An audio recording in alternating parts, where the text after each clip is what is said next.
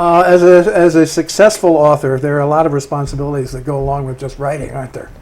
You have to market the book as well. Yes. And you've done, I guess, for each of your last however many books, you've done significant book tours. Ever since In the Heart of the Sea. So I've been doing this for 16 years now. And what are those like?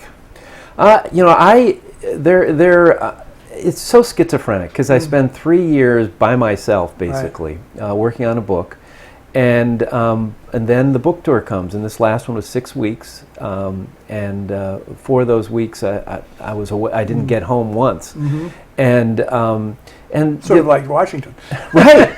It's a version of that, and I can't really complain because it's a limited time, but it's you get up at as early as 4 in the morning to catch a very early flight to a different city, so that you can be on a morning radio show, and you're on that, and then you've got a few other responsibilities till there's an evening talk.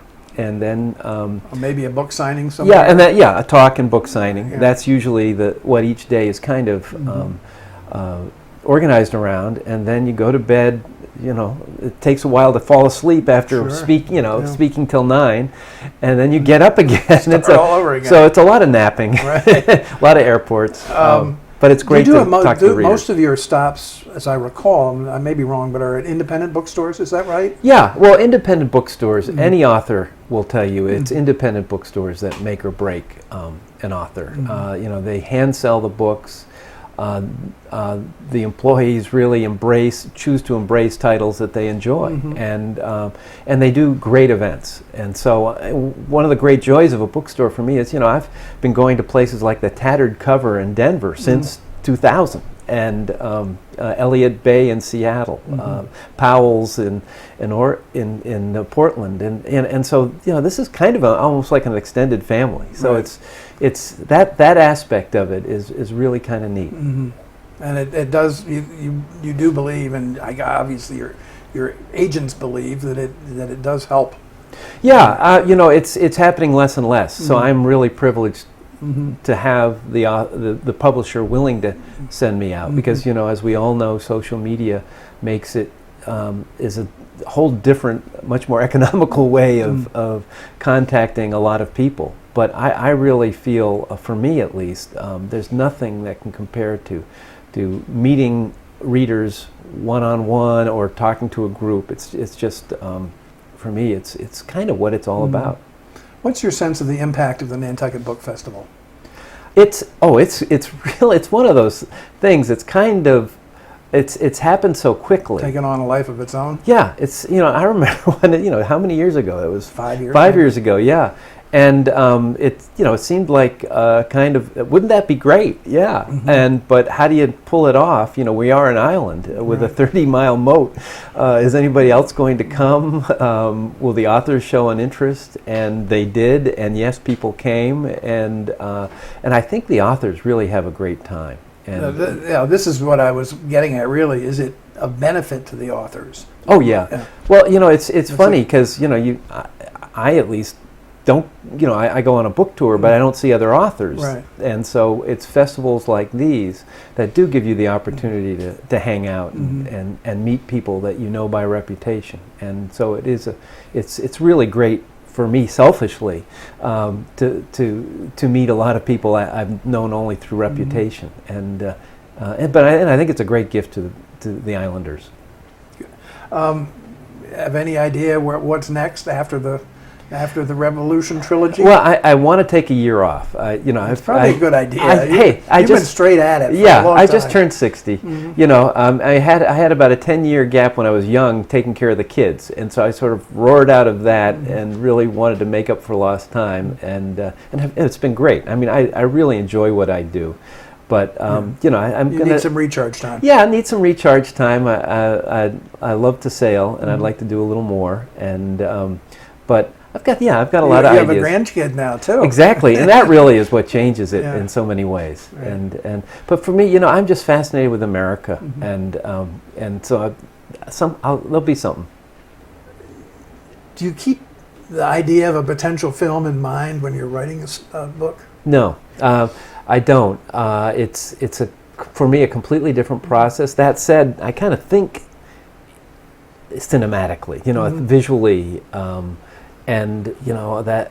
So I've got sort of a movie in my head, I guess, but it's not really a movie. I don't think in those terms. I'm really trying to tell a story, and I like to lock into specific characters and follow them. And I grew up as a journalist professionally, and journalists create a sense of life as lived, and I'm kind of have that journalistic sense of trying to create, what was it like to be around when all this was going on, and so that's what I'm trying to do, and where it certainly leads. The portrayal of Boston and Bunker Hill was a very visual portrayal. Yeah. From my Right. Well, it was. That's for me. It was. There was an audience. There were spectators sitting on the roofs of the houses and in the steeples of the churches, and it was almost a 18th century movie unfolding before the eyes of Bostonians. But it's for me. It's that whatever happens movie wise is great. I mean, it's exciting. It's fun. It's very different.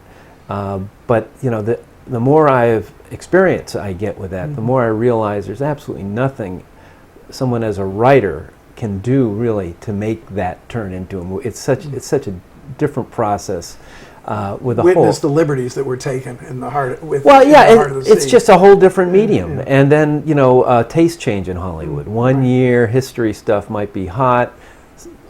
A movie doesn't do well, it moves in a whole different direction. So there's a logic operating that is impossible for someone not there to really understand what's going on. So, two more questions for Yes. you. And the first one is, do you think there's some meat for a writer such as yourself in a few years, and I'm not suggesting it be you because it'd probably be beyond that, to find things in 20th and 21st century Nantucket that would make it interesting to write about from a historical perspective? Yeah, I mean, I think the challenge would be to make it something that would be of interest beyond the island. But I think this island is such an intense microcosm that resonates with what's going on not only in America but the world. I mean, there's a metaphor here, always has been, and I've been here 30 years. And the changes that have unfolded are amazing when you begin to, you look up and you say, "Whoa!" This place is so different from what it was in the '80s, and so grappling those forces, trying to get a hold of them would be an interesting process. The challenge is though to make it something that would be of interest beyond people with experience on the island. Do you have to pinch yourself every once in a while and say, is it really I who's accomplished all this in terms of the writing and so forth and the success? I don't know. It's so funny when you're in the middle of it. I don't know about you, but I never really focus on the good stuff. I'm always thinking about the bad stuff. So, anxiety has a way of driving you, and I do very little of looking back and trying to sort of because I don't know that doesn't seem. No, I didn't mean looking back, but I meant just where you are today. Yeah, no, I feel very lucky, and I know how much luck is involved, and and it was really and it really began when my wife Melissa and I and our kids moved here, and I had no clue where I was headed. I mean, these people who say, as a young person, track where you want to go. I had no idea where it was leading, but this community was so helpful to me, and I had no idea initially that we had ended up in the middle of this incredible historical